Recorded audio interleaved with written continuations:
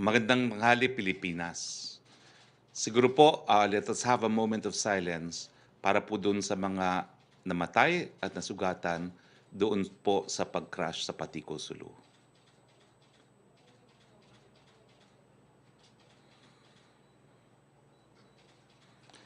Nagpapaabot po ng pakikiramay si Presidente Rodrigo Roa Duterte sa pamilya ng mga nasawi ng bumagsak na C-130 sa Sulu. Nagluluksa hindi lamang ang sandatahang lakas ng Pilipinas, ngunit ang buong bansa sa malungkot na pangyayaring ito. Nanalangin po kami na yakapin ng Panginoon ang mga nagdadalamhating pamilya para maibsan kahit paano ang kanilang nararamdaman at naway mabigyan sila ng lakas para malampasan ang pagsubok na ito. Samantalang pinagdarasal din natin ang mabilis na paggaling ng mga survivors. Nag-utos na po si Secretary Delfino Renzana ng isang investigasyon para matukoy ang dahilan ng insidenteng ito. Balitang IATF naman po tayo. Well, magandang balita po para sa mga fully vaccinated na kasama natin, kasama na po mga seniors. Pwede na po ang interzonal travel under the pertinent resolution ng IATF at ng probisyon ng Omnibus Guidelines at ang kailangan lamang nilang ipresenta ang kanilang COVID-19 domestic vaccination card or certificate of quarantine completion na nagpapakita ng kanilang vaccination status. Lilinawin lang po natin sa ilalim ng ECQ at MECQ, hindi pa po pwedeng interzonal movement unless ikaw ay isang APOR or authorized person outside residence. Samantala, patuloy na pinapayagan ng inyong IATF ang intrazonal movement ng fully vaccinated na mga lolo at lola sa mga lugar na nasa general community quarantine at modified general community quarantine. Hindi lang po lolo at lola yan, lahat po ng mga fully vaccinated individuals. Ngunit kailangan pa rin nilang magpakita ng COVID-19 domestic vaccination card na na-issue ng lehitimong vaccinating establishment or certificate of quarantine completion na nagpapakita ng kanilang vaccination status na na-issue ng Bureau of Quarantine. Ulitin ko, the best vaccine is the one available. Magpapakuna na agad kung turn mo na. Libre ang una at pangalawang dose. Huwag matakot kung makakaramdam po ng mga mild reaction. Tanda po ito ng inyong katawan ay nagbibuild ng antibodies para labanan ng virus. At kung wala kayong naranasang reaction pagkatapos ninyong maturukan, huwag ninyong isipin na walang epektong bakuna. Gumagana po ito. Lahat ng bakunang binigyan ng EUA, hindi lang po ng Pilipinas kundi ng WHO, ay ligtas at epektibo. Usaping bakuna pa rin po, as of July 2, 2021, 6 p.m., mahigit 11 milyon or 11,708,029 na po ang total COVID-19 vaccines administered sa buong bansa ayon sa National COVID-19 Vaccination Operations Center. Sa katunayan, tuloy pa rin ang pagbabakuna kahit po sa Batangas na naapektuhan ng pagputok ng taal. Papasalamat kami sa mga sumusunod na LGU na babanggitin ko isa-isa dahil sa kanilang paunang tulong sa pagbibigay ng mga bakuna sa mga evacuation centers sa Batangas. Nagbigay po ng 1,500 ang Quezon City, 1,000 ang Mandaluyong, 1,000 ang Taguig, 2,000 ang Manila, 1,000 ang Marikina, 1,000 ang Parañaque. Kanina umaga ay nagkaroon ng bakunahan sa bayan ng Agoncillo sa Batangas. Ito ay sinagawa sa Plaza Elena at Bagong Pook Elementary School. Samantala, inaasahan naman natin sa linggong ito ay may darating na AstraZeneca na donasyon mula sa pamahalaan ng Hapon at Sputnik V Component 1 and 2 na binili ng ating pamahalaan. Itong linggong paparating po, inaasahan natin na ang 1 million na AstraZeneca na dinonate po ng gobyerno ng Japan at 170,000 na Sputnik V Component 1 and Component 2 na ibinili po natin. COVID-19 updates naman po tayo. Ito ang ranking sa Pilipinas sa mundo sangayon po sa Johns Hopkins. Number 23 ang Pilipinas pagdating sa total cases. Number 25 po sa active cases. Number 130 sa cases per 100,000 population. At number 84 po sa case fatality rate na 1.8%. COVID-19 update naman po tayo. Meron tayong 5,966 na mga bagong kaso sangayon po sa July 4, 2021 datos ng DOH. Samantalang nasa 94.6% ang ating recovery, kaya maraming salamat po sa ating mga medical frontliners. Nasa 1,358,502 na po ang bilang ng mga nag-recover Samantalang malungkot naming binabalita na nasa 25,149 na po ang binawian ng buhay. Nakikiramay po kami sa mga naulila. Nasa 1.75% po ang ating fatality rate. Ito naman po ang mga kalagayan ng ating mga ospital. Sa buong Pilipinas, 57% utilize ang ating ICU beds, 14% utilize ang ating isolation beds, 44% utilize ang ating ward beds, at 34% utilize ang ating ventilators. Sa NCR po, 46% utilize ang ating ICU beds, 38% utilize ang ating isolation beds, 33% utilize ang ating ward beds, at 29% lamang po ang ginagamit nating ventilators. Dito po nagtatapos ang ating presentasyon. Kasama po natin ngayon, dalawang kalihim, si DSWD Secretary Rolly Bautista at Department of Education Secretary Liling Briones. Sec Bautista, with your indulgence, ladies first po muna, no? Secretary Liling Briones, napaulat po kasi ng World Bank na di umano, ang Pilipinas daw po ay quote-unquote poor pagdating sa pagtuturo ng ilang mga subject, kasama na po ang science at math. Ma'am Liling Briones, ano pong reaksyon ng ating Department of Education sa pag-aaral ng World Bank na ito? The floor is yours, Secretary Liling Briones. Maraming salamat, Spokes Harry. Tatlong punto lamang na maiikli. Una, yung datos, inaamin ito ng World Bank na ginamit nila ay galing sa PISA assessment. At yung PISA assessment na data, noong 2019 pa, diniscuss na yun ng buong Pilipinas. So luma na yung data nila dahil since 2019, marami nang nangyayari. Pangalawa, lahat ng mga sektor ng ating society, tumutulong na ang gobyerno, ibang departamento, mga bilaterals, multilaterals, private citizens, tumutulong dahil sa paglabas ng data na ito na luma na binuhay uli kasama sa dalawa pang exams. At sinabi na, in-explain naman namin na hindi desisyon yan ng Department of Education sa ngayon na sumali doon sa assessment na yan. Pangalawang punto na gusto kong i-emphasize, ang World Bank na nagpalabas nitong datos na ito, hindi sumusunod sa protocol. Kasi kung mag-report ka about a country, kailangan malaman ng country na yon kung anong sasabihin ninyo. Ang kasabi inuna na gusto kong i-emphasize, matagal na partner ang World Bank sa ating reform sa education. Nakautang na tayo since 1981. In 1981, nag-utang tayo ng $100 million from World Bank for Education. Tapos 1997, nag-utang tayo ng $113,000 million. Pagkatapos, may nakasunod pa na $200 million. Umabot ng $300 million ang nautang na natin sa World Bank since 1980. So talagang matagal na partner na ang World Bank tungkol sa edukasyon. At hindi lang yun partnership, utang relationship yan. At present, mayroong under negotiation na dalawang loans sa World Bank na hindi pa nabuo sa aking administrasyon. Ay ito yung $110 million para sa mag-enhance ng capacity ng teachers. At yung pangalawa, yung alternative learning systems na $100 million din. So hindi natin masasabi na kung may pagkukulang sa edukasyon sa Pilipinas, gawa-gawa lang ito ng Pilipinas. Ito ay nag-i-involve ng mga partners. Ang isa sa pinakamalaki since 1981 na umabot $700 million ang nautang natin at binabayaran natin ngayon ay sa World Bank.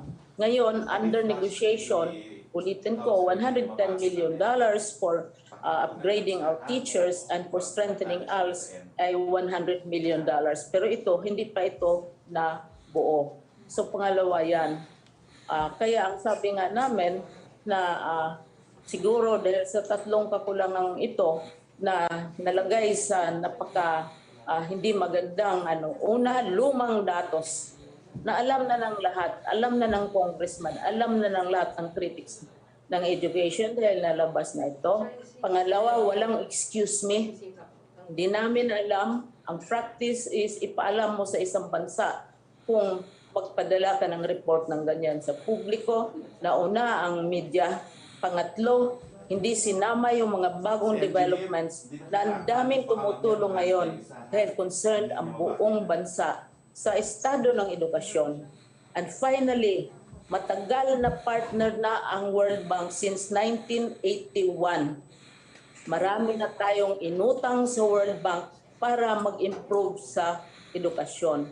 So, partner sila, kasali sila dito sa sitwasyon sa world, sa Pilipinas, at saka ngayon, we are winding up negotiations na hindi pa na pirmahan ng Secretary of Education itong $110 million at $100 million na uutangin ulit sa World Bank. So, we would like the public to be aware of this. And since the country was insulted, was shamed, and so on, we expect and look forward to a public apology. Lalo na yung di pagsabi sa amin na naglabas sila ng ganong klaseng datos na lumang-luma na datos. Maraming salamat, Ari. Sec, ano bang tingin niyo? Gusto mo pang ng World Bank na mas marami pa utangin natin sa kanila? Sa tingin ko, apology muna. Okay. Sige ma'am, thank you. Kasi pinadalhan ako ng sulat, personal apology. But hindi naman ako ang natatamaan dito. Ang natatamaan ang bansa. Okay. At ang publiko. Maraming salamat, Secretary Leonor Briones. Puntahan naman po natin si Secretary Rolando Bautista. Sir, sabi ni Senator Pacquiao, meron daw korupsyon sa pamimigay ng SAP. Ano pong masasabi ng DSWD rito? Unang-una, no? Mahina po ang sound system. Unang-una, magandang tanghali sa iyo, Sec Harry, Sec Liling Briones, Yusek Roque at ating mga media partners. Nagpapasalamat ako sa pagkakataon na binigay sa atin ng Office of the Presidential Spokesperson upang mapagbahagi ng impormasyon at sumagot sa mga issue at iba pang concerns ukol sa DSWD. Handa ang aming departamento na harapin ang anumang investigasyon at isumite ang kinakailangan ng mga dokumento upang bigyang linaw ang aligasyon ni Senator Manny Pacquiao at magbigay ng tiyak na datos hinggil sa implementasyon ng Social Amelioration Program. Nais lang namang ipabatid na ang lahat ng pondong ibinigay sa mga financial service providers ay accounted for at walang mga nawawalang pondo. Ang lahat ng ayuda na ipinamahagi ay sinuportahan ng liquidation reports na maaaring maibahagi kung kinakailangan. Kaya tinitiyak ng aming ehensya na ang mga prosesong isinagawa ng mga FSPs sa mga payouts ay alinsunod sa mga prosesong aprobado ng Bangko Sentral ng Pilipinas at naaayon sa umiiral na government accounting rules and procedures.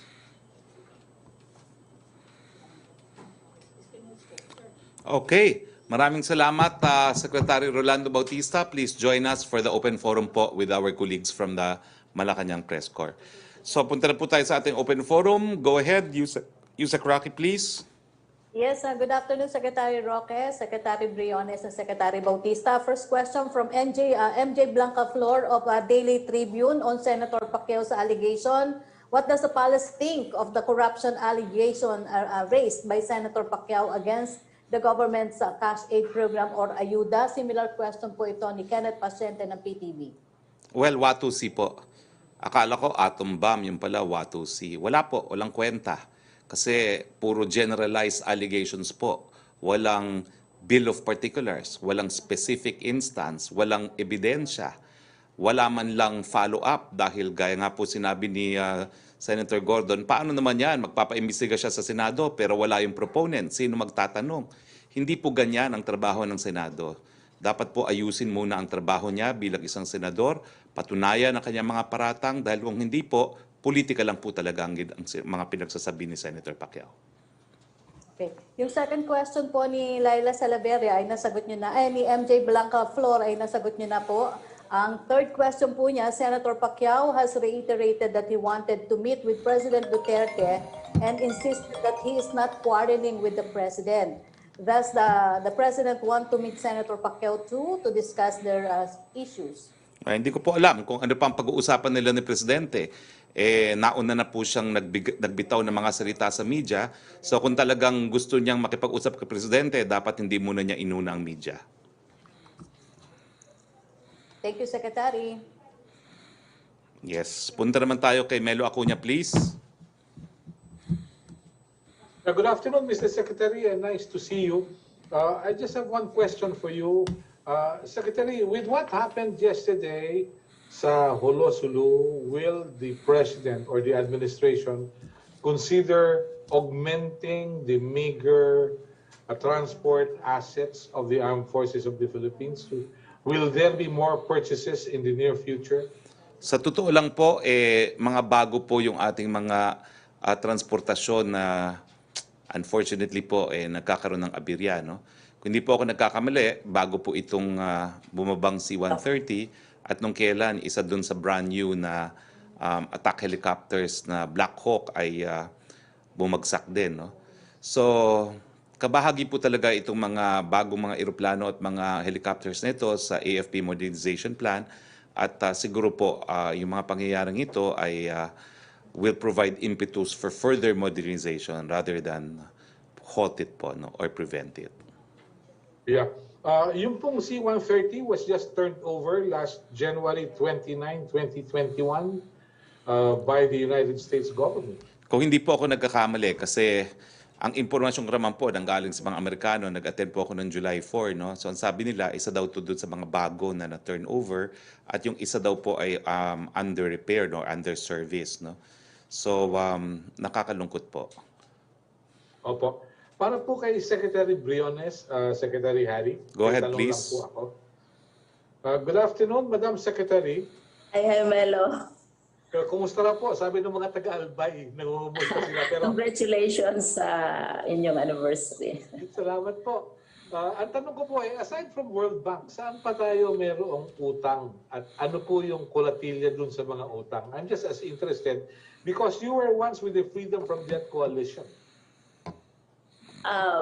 Marami tayong pinagkautangan. May utang tayo sa multilaterals, may utang tayo sa bilaterals, yung country to country, at saka may mga private din tayong utang sa local private institutions. So, iba't ibang klase yung utang natin. Tapos, kanya-kanyang conditionalities yan. At saka, nininegotiate yan kung anong content, etc. Ngayon, may dalawa tayong naka-pending na possible na utang sa World Bank na pinag-uusapan.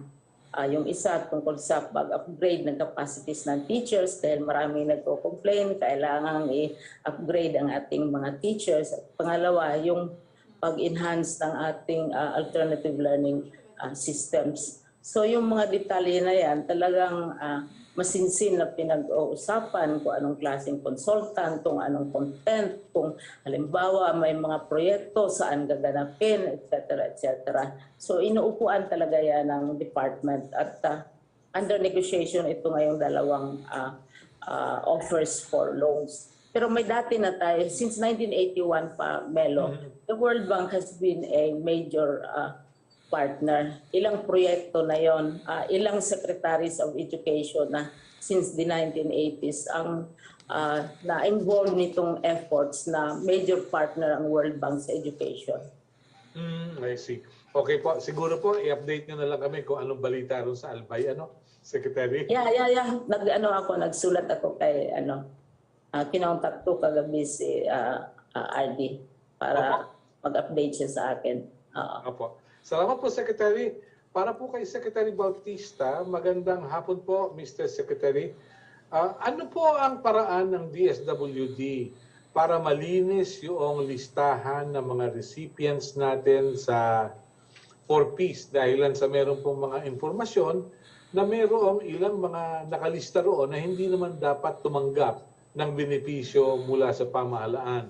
How would you insulate the For Peace program from petty partisan politics in the local government units? Secretary?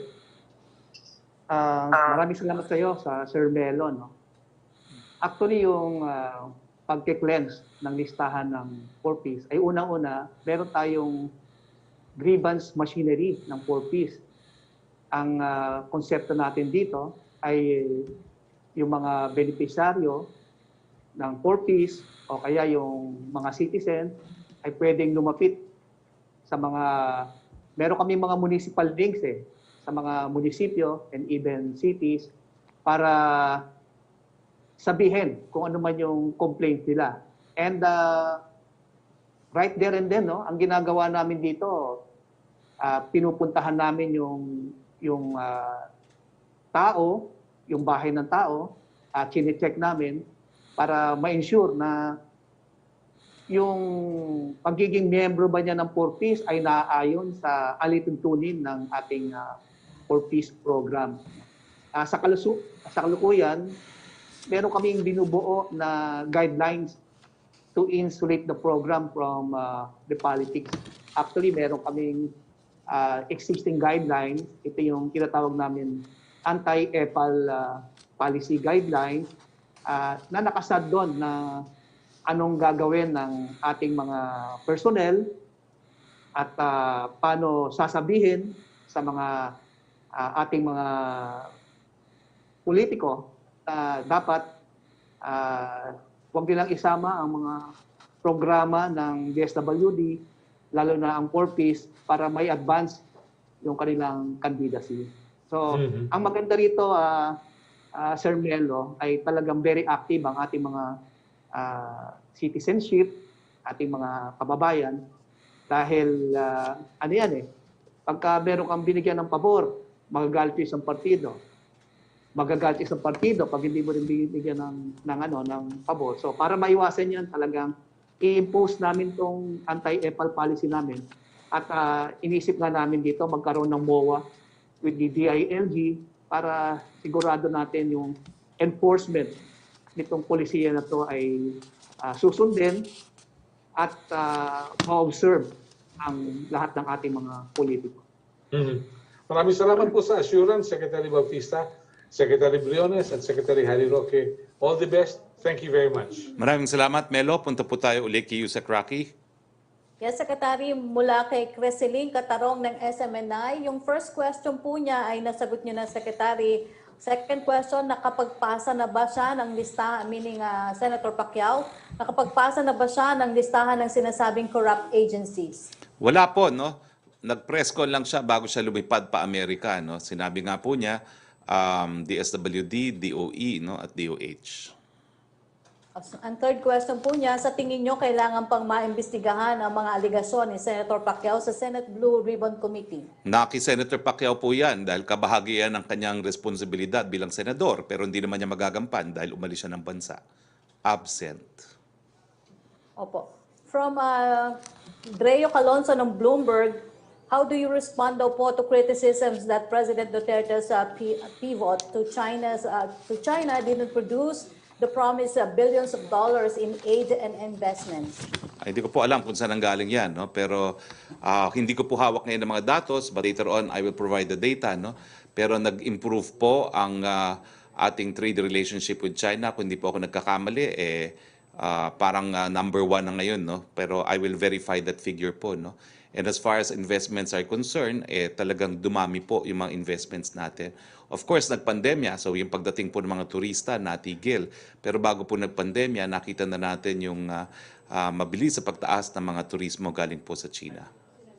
Opo. Second question niya, how would you assess daw po yung pace of China-funded projects? Well, we want more, but we're satisfied po kasi dati wala. Opo. From Laila Salaberry of Inquirer, what is the President's directive after the series of crash tests involving military aircraft? Well, sabi nga po ni Presidente, at ito'y pinagbili niya sa akin, antayin muna natin ng formal na resulta ng mga investigasyon bago tayo magsalita tungkol dyan. Opo. And how will these tragic incidents affect military operations and how does the government plan to address this? Same question po ni Kylie Atienza ng Business World. Ang tanong po niya, the incident happened nga po almost a month after Black Hawk helicopter crash during a training mission, killing 6 people. Is the president not bothered by these incidents, which happened at a time when the nation needs more able defending? What do these incidents say about our defense capacity? Well, nalulungkot po talaga ang presidente at ang buong sambayan ng Pilipino dahil meron tayong mga kasundaluhan na nasawi dahil dito sa mga insidenteng ito. Pero gaya ng akin nasabi kanina, ang pagkabili-bili po ng presidente, antayin muna natin ang formal na investigasyon bago tayo magkaroon ng mga konklusyon. Thank you, Secretary. Thank you. Punta naman tayo kay Trish Tirada, please.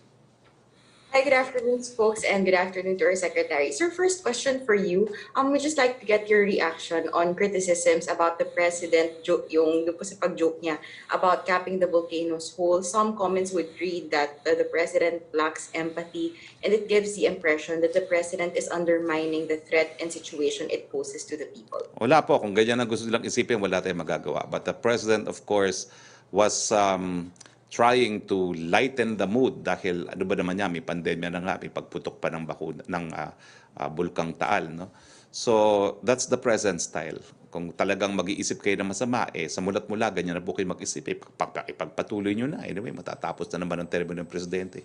Kung liligaya po yung mga taong yan, pabayaan nyo na sila.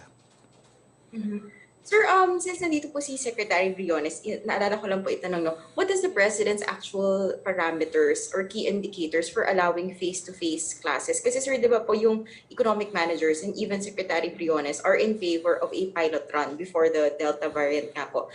And the President is against it. Pero ibig sabihin po ba nito, sir, merong sariling basis si Pangulo for giving his go signal? What is his specific data or specific parameters ng pagtingin po for face-to-face classes? Well, the law says that the DepEd will recommend and the President will decide. And pursuant to this legal provision, the President has decided that for now, with the presence of new variants, ay muna niyang isugal yung kalusugan ng mga kabataan. But this will not be the same forever. Malapit na po tayo makadating sa 12 million na doses administered sa ating bakuna. Ang sabi naman ng Presidente, gusto ko munang mabakunahan ang ating mga taong bayan. As to how many, hindi natin sigurado po. Pero with 12 million of our people being vaccinated and with Metro Manila, some cities of Metro Manila hitting 70, even 100% of their population being given the first dose, sabihin natin na hindi naman po magtatagal at baka posibleng magkaroon na tayo ng pilot, no? Antayin lang natin ma-administer pa itong mga bakunang ito. Secretary Briones, if you care to add, please do. Sinabi na ninyo, Spox, na ang isa lang ang major condition ng presidente ay yung assurance of the vaccination. This time, ang iniisip natin yung mga adults. Pero ngayon, dahil sa bagong variant, baka isama ang kabataan. Kaya, at saka yung mga characteristics ng bagong variant ngayon, very threatening. So yun ang pinagbasihan niya. Yung isa lang naman talaga yung assurance na safe yung kabataan at ang mga teachers na mag-i-implement nitong programa natin sa edukasyon. Pero ibig sabihin po ba, wala pang specific numbers na tinitignan yung Pangulo? Kumbaga play by ear po tayo kung anong mangyayari in terms of the numbers na gusto niya na mabakunahan bago po yung face-to-face classes? Mahirap yung magsabi ka, I want 50% or 90% or 80%. Kawawa naman yung hindi masama doon sa sinasabi natin. Kaya sabi nga namin, ang proposal namin, magkaroon ng maski maliit na pilot study para makita kung how effective our health protocols are, etc. Kung makokontrol natin. Pero ang nakakatakot talaga, mukhang unpredictable itong bagong variant at pinag-aaralan pa ng husto. Siguro, hindi naman ako maka-speak for the President. Pero yun naman talaga, iisa lang naman ang kondisyon niya, yung safety ng mga bata at mga teachers na mai-involve sa ng educational program natin. Thank you, Secretary Diling. Sir, Spokes, just two few questions na lang po. May plano po ba si Pangulo na bisitahin yung mga pamilya or dumaan po dun sa mga nasawi po doon sa recent plane crash? If plans push through po, mukhang daraan po ang ating presidente sa Zamboanga to visit some of those na nasa hospital po. Sir, pinapatanong po lang ng kasamahan natin na si Melanes Moras, tuloy daw po ba or may talk to the people po ba mamayang gabi? Wala po mamayang gabi. Bukas po, posible. Thank you very much, folks. Thank you, Sec. Diling, and thank you, Sec. Roque. Thank you, Tricia. Let's go again to you, Sec. Roque, please. Yes, thank you, Secretary. From Malu Escudero of Filipino Star ngayon, sino kaya ang nagbigay ng maling info kay President Duterte na aatras na sa kanyang laban si Senator Manny Pacquiao? Obviously, mali ang info. Bakit ginagawang purveyor ng fake news ang Pangulo? Wala po akong alam kung fake news yan or hindi dahil hindi pa naman natin alam kung ano talagang tatakbuhan ni Senator Manny Pacquiao. At this point po, everything is speculation. From Chris Jose Afremate for Secretary Bautista. Secretary Bautista, anong tulong daw po ang binibigay ng DSWD sa mga pamilya na nailikas ng provincial government ng Batangas? May report daw po kasi ng 1,563 families o katumbas ng mahigit 5,000 individual ang nasa mga evacuation center na bukod sa nasabing bilang, may bago pa bang naitalang bilang na pamilya nga nailikas na tutulungan ng DSWD? Salamat, Yusek Roque. Noong July 1, nakapagpahatid ng initial na augmentation support ang ahensya ng 300 family tent sa Laurel, Batangas, 200 family tents sa Batangas City, at more than 1 million pieces of face mask.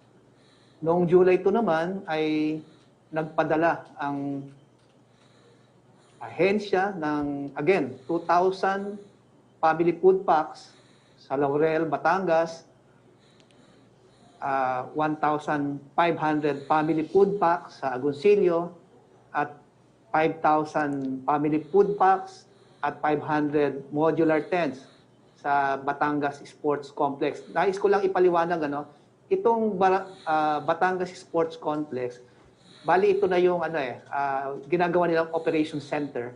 Kaya mapapansin nyo, karamihan ng aming mga food and non-food items excuse me, ay dinadala namin dito sa Barangay Sports Center. Ngayong araw, mayroong 2,000 hygiene kits na ipinadala namin sa Canyon Woods, Laurel, Batangas. Samantala, 3,000 hygiene kits, 5,000 sleeping kits, 5,000 family kits, at 5,000 family food packs naman ay dadalhin sa Batangas Sports Complex. So, base sa aming DROMIC report, as of July 4, mayroong estimated na 1,200 na pamilya o 4,500 na individual sa region ng Calabarzon ang apektado ng volcanic activity ng Taal Volcano. Mula sa nabanggit na bilang, may estima na 500 na pamilya o nasa 2,000 individual ang nasa 16 evacuation centers sa Agoncillo, Balete, Laurel, at Nasugbu, Batangas. Samantala, nasa estimate na 700 na pamilya o 2,500 katao ang piniling manatili sa kanilang mga kaibigan o mga kamag-anak sa mga karatig na bayan. Ang aming pagmamahagi ng mga family food packs and other non-food items, regardless whether you are inside the camp area or outside of the camp area, as long as merong displaced na pamilya o individual na tumitira sa kanilang mga relatives o kaibigan, ay nakakatanggap din sila ng kaukulang food and non-food items. Thank you, Secretary Bautista. Secretary Roque. Yes, maraming salamat. Yusek, punta tayo kay Pia Renada, please. Hello, Secretary, can you hear me? Yes, go ahead, please. Yes, sir. Sir, because before, in numerous occasions, President Duterte expressed anger whenever the U.S. would give. He accuses the U.S., for example, of giving puro second-hand equipment, and he even blamed this equipment before on the previous helicopter crashes. I'm just wondering if the President has the same sentiment about this plane crash in Sulu. Did he express any anger of the same vein? And what were his reactions initially to this? So far po, matinding kalungkutan dahil dun sa mga naging biktima. Wala pa naman pong ganyang mga pananalita akong naririnig galing kay Presidente. Okay, so far he doesn't blame the US. Wala siyang passing judgment on any individual or group. So far po, wala. Matinding kalungkutan lamang dahil napakataas na po ng numero ng mga nasawi.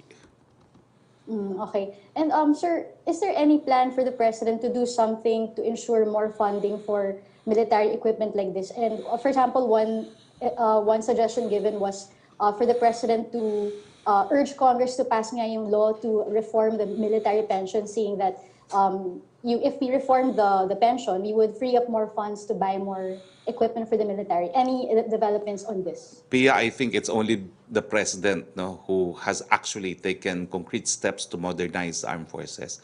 Bukod sa Black Hawk, bukod sa mga bagong C-130 at bukod dun sa frigates na binili natin sa South Korea, ngayon lang naman talaga tayo nagkakaroon ng mga modernong mga kasangkapan gaya nito. No? So gaya ng sinabi ko kanina, malungkot ito mga pangyayaring to, but rather than deterring us, we will proceed full speed ahead in modernizing the armed forces within our limited resources, dahil alam naman natin na we need a viable armed forces to defend particularly our territorial sovereignty. Lastly, sir, just on the political story, sir, does President Duterte agree with Senator Coco Pimentel that whoever the PDP Laban party will endorse as president in 2022 should be a member of PDP Laban? Well, that's as far as PDP Laban po, no? They should probably endorse their own member, no? Pero as I said nga po, tingnan muna natin ang mga pangyayari dyan sa partidong PDP Laban. What does President Duterte think since he is the chairman? Well, so far po, well, it's premature for me to divulge what the President has already told me. But let's just say it's an intra-party controversy, and let's see how the intra-party controversy is resolved first. Does he plan to attend the July 17 national meeting? Hindi ko pa po nakikita sa schedule, pero we don't know yet. Pero wala pa po sa schedule na I have access to. All right. Thank you, Secretary. Maraming salamat, Pia. Yusek Roque, please. Yes, Secretary, from Sandro Ochona ng ABS. May guidelines na ba? Paumanhin, Secretary, hindi ko po kasi narinig ito, baka po nabanggit niyo na sa presentation. Pero ang tanong po niya, may guidelines na ba sa intra at interzonal travel? Tatanggapin po ba ang iba't ibang vaccination cards ng bawat LGU? Or kailangan kumuha ng documents from Bureau of Quarantine? At paano daw po ang proseso? Well, ang I-8F resolution says po na yung presentation ng COVID-19 domestic vaccination card issued by a legitimate vaccinating establishment or certificate of quarantine completion shall be sufficient alternatives to any testing requirements. So, basta po in-issue ng lokal na pamahalaan or ng DOH, IATF na vaccination card, sapat na po yan in lieu of RT-PCR testing sa intra and interzonal, but emphasizing na bawal pa po ang interzonal travel into ECQ and MECQ areas. Opo. From Vance Fernandez ng police file para po kay Secretary Bautista, hinighlight daw po ni Senator Pacquiao sa kanyang statement yung 1.8 million beneficiaries ng SAP na kiniklaim po allegedly ni Senator Pacquiao na about 500,000 beneficiaries received their assistance. Ano daw po ang sinabi dito ng Pangulo at kung ikinukonsider pa po na Pangulo itong number na ito na na-present na Senator Pacquiao as valid data to be scrutinized, or does the President consider this to be false figures? Salamat, Yusek Roque. Una-una, nais munang makita ng departamento ang datos na basihan ni Senator Pacquiao sa nabanggit na bilang ng mga benepisyaryo na nakuha ang kanilang ayuda sa pamamagitan ng pag-download ng mismong app ng StarPay. Ngunit nais nating banggitin na ang ibang benepisyaryo ay nakatanggap ng financial aid sa pamamagitan ng mga conduits na affiliated sa financial service provider for StarPay. Ang conduit nito ay maaaring ang MULIR, USSC, or iba pa. Katuwang ng mga FSP ang mga conduits sapagkat base sa datos, nakita na may mga benepisyaryo na walang smartphones o may data quality issues or data connectivity concerns, kung kaya pinadalhan ng mga benepisyaryo ng reference number para ma-cash out ang kanilang ayuda sa mga conduits. Ang reference numbers ay galing sa mga FSPs at nanghingi sila ng tulong sa DSWD at sa mga LGUs, no? Sa amin DSWD through our field offices para ma-disseminate yung reference number sa mga beneficiaries. Yung tanong tungkol kay ating mahal na Presidente Mayor Roque Duterte, hindi pa po kami nakapag-usap at siguro in due time po ibibigay niya rin siguro kung anong instruction niya sa akin. At handa po akong sundin kung ano pong instruction na ipapahatid niya po sa akin. Opo. Thank you, Secretary Bautista. Secretary Roque, ang question po ni Vance Fernandez, ano daw po ang response o reaction ng Palas sa sinasabi po ni Senator Pacquiao, additional allegations po ng alleged corruption aside from DSWD, kasama po ang DOE at DNR? Saan po ang pruweba? Napakadali po ng salita. Laway lang yan. Nasaan po ang pruweba? Nasaan po ang mga dokumento? Nagtataka nga ako kung ano yung mga dokumento doon sa lamesa niya. No? Hindi ko alam kung meron talagang imprenta yun. No? Mga papel lang yun for props. Pero sana po, isumitin niya kung meron. No? Dahil ang presidente naman, yung sinasabing tuluyang na wala ang korupsyon. Ang ayaw niya, yung parang kinukonsinti niya ang korupsyon. Hindi po yan totoo. Opo. From Evelyn Quiroz ng Filipino Mirror, tungkol pa rin po dun sa protocols provided under IATF EID Resolution 124 about sa fully vaccinated interzonal travel. How will this be enforced given that there are almost no more checkpoints around? Well, may mga LGU po kasi na nagpapasumiti pa ng kanilang RT-PCR results. For instance, sa Boracay. No? So sa Boracay, imbis na magpadala kayo ng RT-PCR results, magpadala na lang kayo ng kopya ng inyong vaccination card. No? Ganyan din po nangyayari sa Baguio. No? Imbis na RT-PCR result o imbis na mag-antigen, ipakita na lang po yung vaccination card. Opo.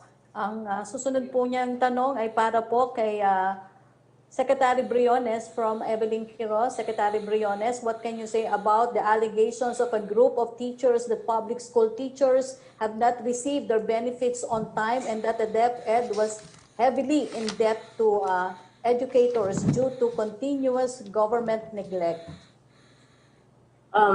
If I may answer, Spokes, we have always been processing and releasing salaries and benefits on time.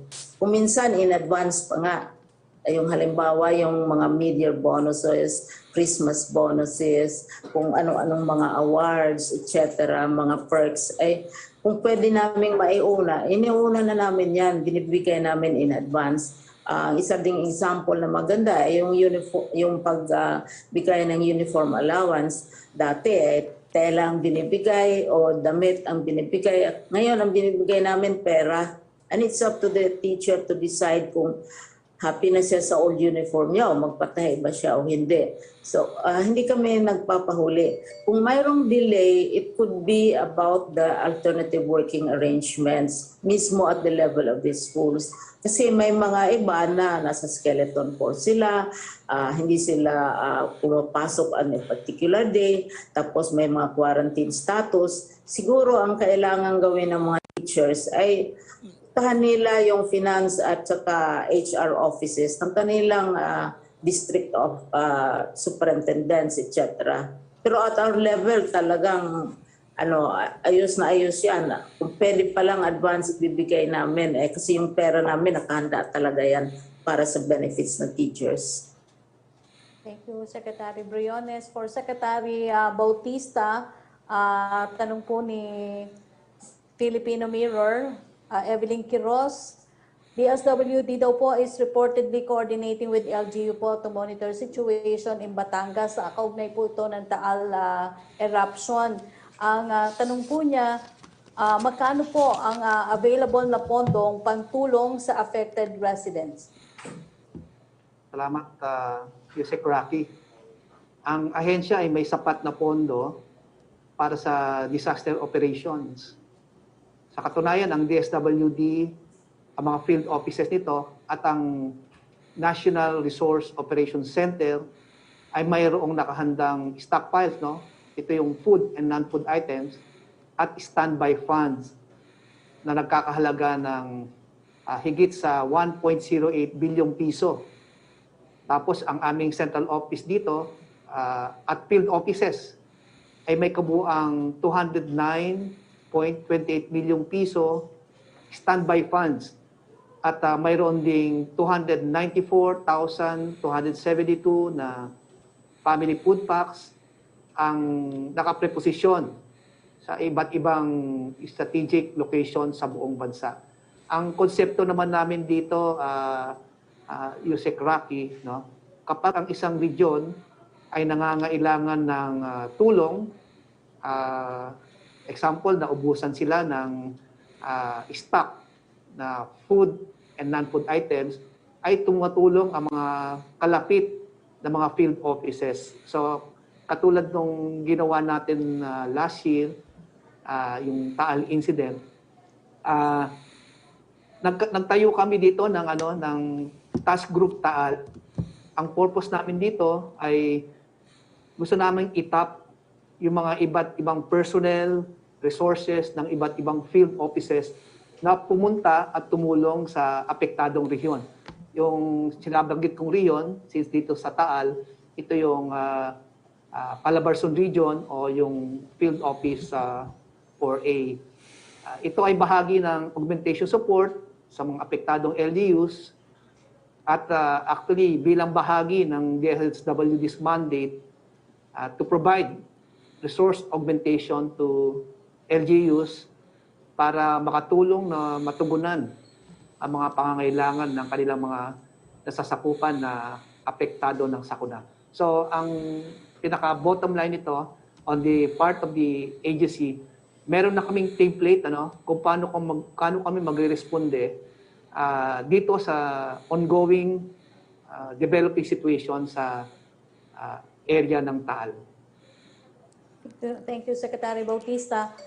Secretary Roque, yung tanong po ni Angel Ronquillo ng DZXL, yung unang tanong niya ay nasagot niyo na po about dun sa tulong na posibleng ipagkaloob ng pamahalaan sa biktima ng C-130 plane crash sa Patikul. Yung second question niya, sinagot niyo na rin po yung kung pupunta po sa burol ng mga nasawing sundalo si PRD. Tanong po mula kay Joseph Morong ng GMA News, regarding daw po sa sale ng vaccine, how was it possible for the nurse involved in the alleged sale to have access to the vaccine? At sino daw po ang kasabwat niya? Is this a widespread practice? Iniimbestigahan pa po yan, no? At meron naman pong batch numbers yan para matrace saan intended yung bakuna na yan. Pero ulitin ko lang po, no? Government will go all out in investigating kung sino po ang nasa likod nitong bentahan nito kasi hindi po ibinebenta ang mga bakuna. At hindi po tayo papayag na nanakawin ng bakuna para magkaroon ng pera ang iba. Para sa pandemya po ito, mga kababayan, mahiya naman kayo kung pagkakakitaan nyo pa itong pagdadalamhati ng ating bayan dahil nga po sa pandemya. Mahiya po kayo. Question from Ivan Mayrina ng GMA News.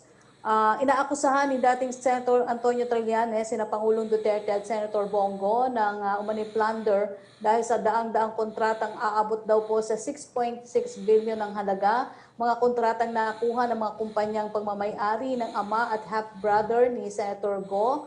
Mga dokumento daw po galing sa DTI at COA ang hawak ni Senator Trillanes at magsasampa daw siya ng kaso kapag bumaba na sa pwesto ang Pangulo. Ano daw po ang reaction ng Palasyo? Yan po ay kaparehong tanong ni Robert Mano ng ABS-CBN. Ito naman po kasi si dating Senador Trillanes, lumantugtugin na po yan. Binato na niya yan kay Presidente, kay Senator Bongo, hindi pa Senador si Senator Bongo. Wala naman siya napatunayan nung siya ay nakaupo pa sa Senado. No? At bakit pa siya mag-aantay ng pagkatapos ng termino? Sampa na po niya ngayon kasi ang importansya, ang tinatawag nating sovereign immunity from suit, hindi naman po ibig sabihin hindi magpapatuloy ang investigasyon. Pwede mag-imbestiga pero hindi isasampa ang impormasyon kung merong sapat na ebidensya. Ang problema kay Senator Trillanes, wala pong ebidensya. Yung mga ebidensyang sinasabi niya laban kay Senator Bongo, Rappler, PCIJ, wala naman pong tatanggap yan.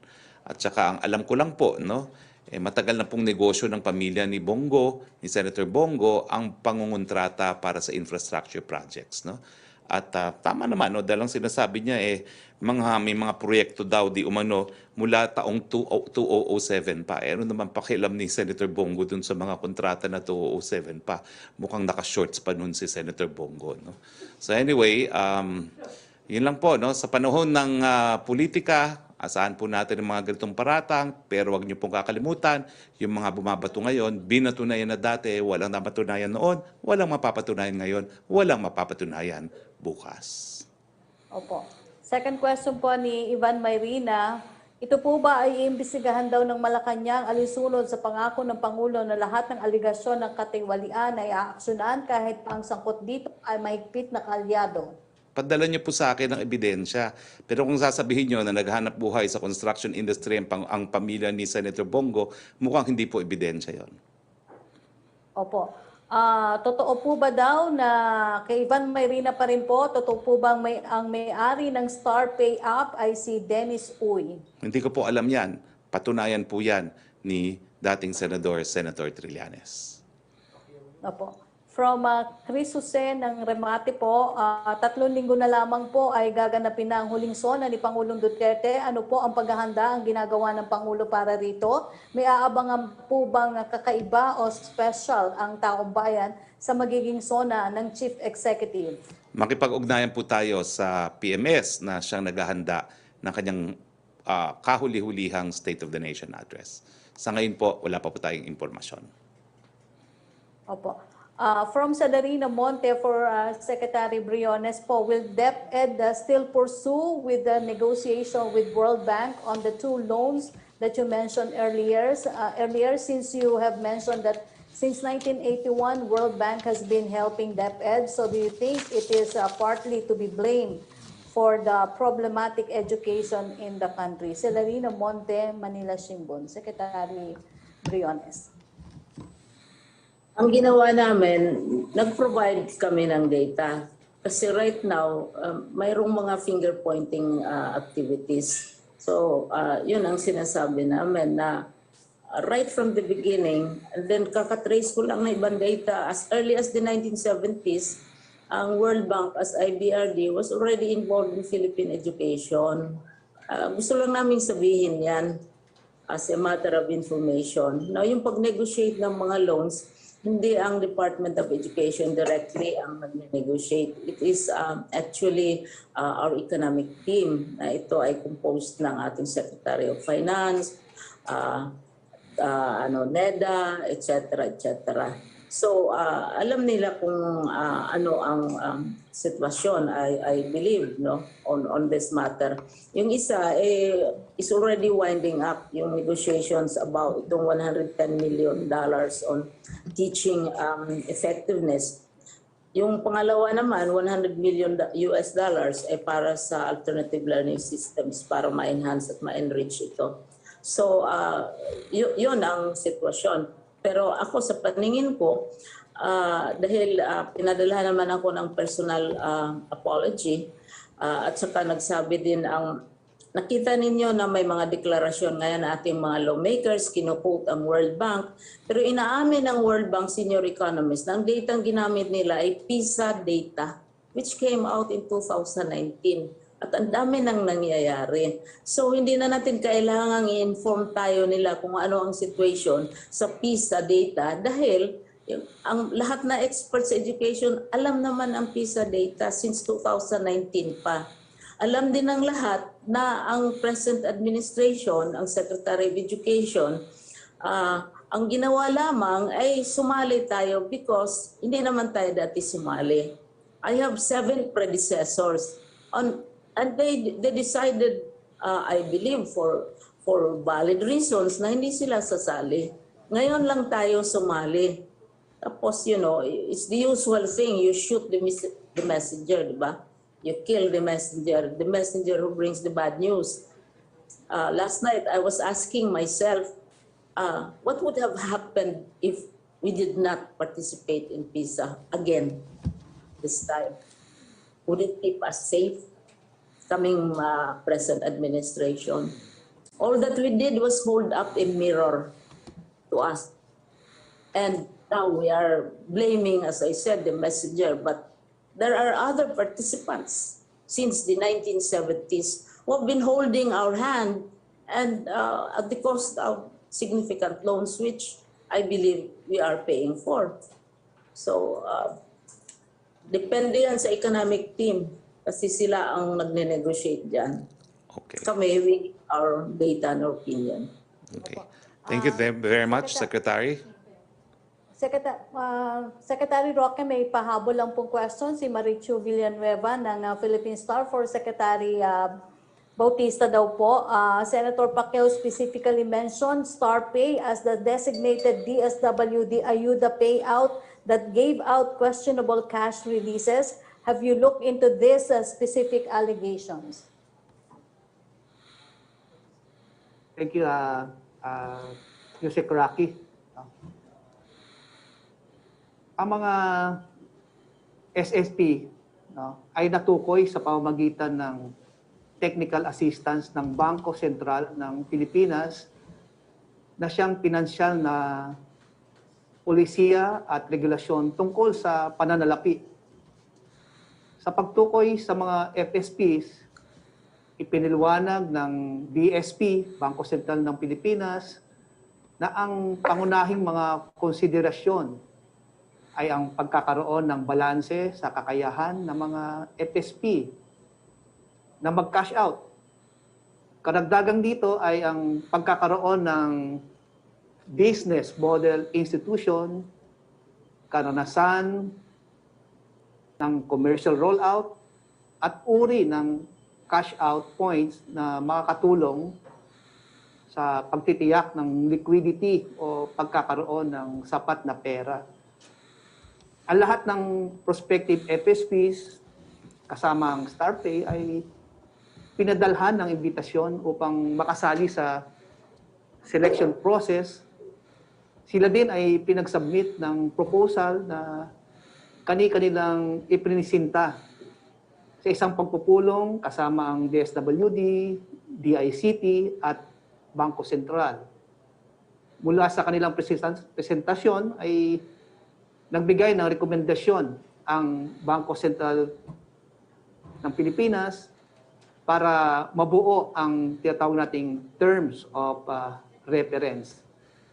Kaya masasabi natin na anim actually na financial service providers ang napili. At sabi nga namin, sa simula ng proseso ng pagpili hanggang sa ongoing na implementasyon ng SAP2, digital payments, ay katuwang namin ang Bangko Sentral ng Pilipinas. Kaya yung profile ng mga financial service providers, I believe that nakapasa sila sa criteria at kwalifikasyon na naayon sa guidelines ng Bangko Sentral ng Pilipinas. Okay. Thank you, Secretary Bautista. Thank you, Secretary Bautista, Secretary Briones, and Secretary Roque. Okay, bago po tayo magtapos, I would like to acknowledge our visitor in our office, none other than Cebu City Councilor Nina Mabatid Ma'am, thank you for visiting us and I hope you can visit us more often. Councilor Nina Mabatid. So wala na po tayong mga katanungan. So maraming salamat sa ating mga naging panauhin, Secretary Leonor Bautista, Secretary Rolando Bautista, Secretary Leonor Briones, Secretary Rolando Bautista, Yusek Roque, maraming salamat. Maraming salamat, Councilor Nina Mabatid. Maraming salamat sa ating mga kasama sa Malacanang Press Corps. Sa ngalan po ng inyong Presidente, Rodrigo Roa Duterte, sa muli po, pagkakataon, ito pong inyong spokesman Roque, nagsasabing nakikiramay po kami sa lahat po ng pamilyang nasawi dito sa nangyari sa Patikul Sulu at asahan niyo po, narariyan po ang buong sambayan ng Pilipino para maibsan ang inyong kawalan. Magandang hapon po sa inyong lahat.